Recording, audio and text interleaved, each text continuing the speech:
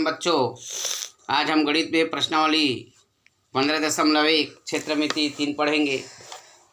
इसका पहला प्रश्न खाली स्थान है, ये आपका गृह कार्य है, आप लोग इसे बनाएंगे। इसका दूसरा प्रश्न है, एक बेलन के आधार का क्षेत्रफल 1386 वर्ग सेंटीमीटर है। यदि उसकी ऊंचाई 15 सेंटीमीटर हो तो उसका आयतन ज्ञात कीजिए। तो आधार का क्षेत्रफल बराबर 1386 और ऊंचाई h बराबर 15 सेंटीमीटर। बेलन का आयतन बराबर आधार का क्षेत्रफल गुणा ऊंचाई। आधार का क्षेत्रफल है 1386 गुणा 15। अब 15 का गुणा कर लेंगे, 15 छक्के 90 की शून्य हासिल आई 9 और 15 अट्ठे 120, 120 में 9 जोड़ेंगे 129 की 9 हासिल आई 12 और 15 तिया 45, 45 और 12 57 की 7 हासिल आई 5, 15 कम 15 5 20, 20,790 घन सेंटीमीटर बेलन का आयतन आया। तीसरा प्रश्न है, एक बेलन का आयतन ज्ञात कीजिए जिसकी माप निम्न है। इसमें दो तीन प्रश्न दिया है। पहला प्रश्न है त्रिज्या 12 सेंटीमीटर, ऊंचाई 14 सेंटीमीटर। तो हल त्रिज्या r बराबर 12 सेंटीमीटर, ऊंचाई h बराबर 14 सेंटीमीटर। अब बेलन का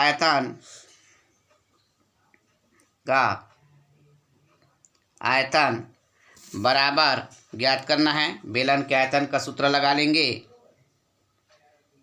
बेलन का आयतन का सूत्र है पाई आर स्क्वायर। एच जो है ऊंचाई है, आर त्रिज्या है। यहाँ पर आता है 22/7 पाई का मान गुणा आर 12, तो 12 की घात 2 हो जाएगा क्योंकि आर की घात 2 गुणा h 14। बेलन का आयतन बेलन के आयतन बराबर 22/7 गुणा 12 की घात 2 गुणा 14।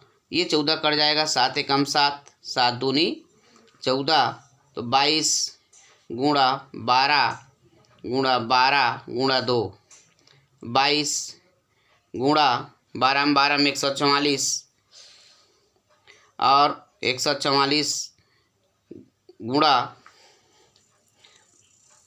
2 कर लेंगे, 288। तो 22 अट्ठे 176 की 6 हासिल आई 17। फिर 22 छक्के 100, 22 अट्ठे 176 में 17 जोड़ेंगे तो आ जाएगा हमारा 193 की 3 हासिल आई 19 और फिर 22 दूनी 44 और 19 को जोड़ लेंगे 63, 6337। कितना आया? 6376 है, 6336, ये 6 है। तो आ जाएगा बेलन का आयतन 6336 घन सेंटीमीटर। अब इसी प्रकार इसका दूसरा प्रश्न है, दूसरा गृह कार्य है इसी चाहे पूरा, और इसका तीसरा भी गृह कार्य है। तीसरा प्रश्न है, यदि एक बेलन का व्यास आधा कर दिया जाए तो प्राप्त नए बेलन का आयतन एवं पहले बेलन के आयतन में क्या अनुपात होगा। तो माना कि पहले बेलन का व्यास का व्यास डी, तब इसका त्रिज्या क्या आ जाएगा हमारा, त्रिज्या आर बराबर डी बटे 2 हुआ। तब आयतन V1 कर लेंगे, आयतन को V से प्रदर्शित करते हैं तो पाई R 1 कर लेंगे, पाई R। ये चौथा सवाल था। तो पहले बेलन का आयतन V1 से प्रदर्शित, बेलन का आयतन बराबर पाई R1 की घात 2h, तो पाई गुणा R1 डी बटे 2 की घात 2 गुणा h, अब क्या आ जाएगा, पाई और डी की घात 2 बटे 2 दूनी 4 h हो जाएगा। अब नए बेलन का व्यास क्या आ जाएगा, नए बेलन का व्यास क्या हो जाएगा, आधा कर दिया जाए बोला है, क्या आ जाएगा, ये डी बटे 2 हुआ। अब फिर इसका त्रिज्या क्या हो जाएगा, त्रिज्या बराबर डी बटे 2 और फिर भागित 2 करेंगे तो आ जाएगा डी बटे 2 गुणा 2 बराबर डी बटे 4 आ जाएगा। तो आयतन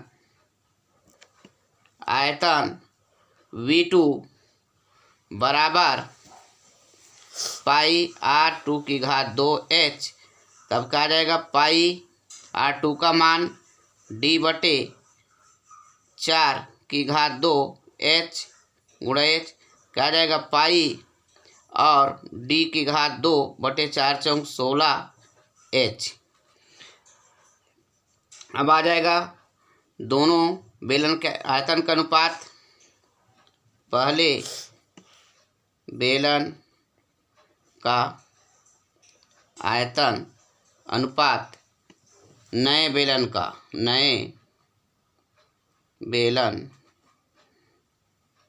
का आयतन, तब ये क्या आ जाएगा, पाई डी की घात 2 बटे 4 h अनुपात पाई डी की घात 2 बटे 16 h, दोनों तरफ से एच कटा, पाई पाई कट गया और क्या आ जाएगा, डी स्क्वायर का डी स्क्वायर कटा, तो आ जाएगा हमारा 1 बटे 4 अनुपात 1 बटे 16। तो अब इसको पलट लेंगे हम, 1 बटे 4 तो गुणा क्या आ जाएगा, 16 बटे 1, 4 एकम 4, 4 चौक 16, तो क्या आ जाएगा, 1 बटे 1 गुणा 4 बटे 1, तब आ जाएगा हमारा 1 अनुपात 4 और 1 4 बटे 1 आ जाएगा, 4 बटे 1, तो आ जाएगा हमारा 4 अनुपात 1 आ जाएगा, 4 अनुपात 1। पांचवा प्रश्न है, यदि एक टंकी की त्रिज्या 2.8 मीटर और ऊंचाई 3.5 मीटर हो है तो उस टंकी की धारिता ज्ञात कीजिए। बेलनाकार बोला है यानी बेलन की। हल, त्रिज्या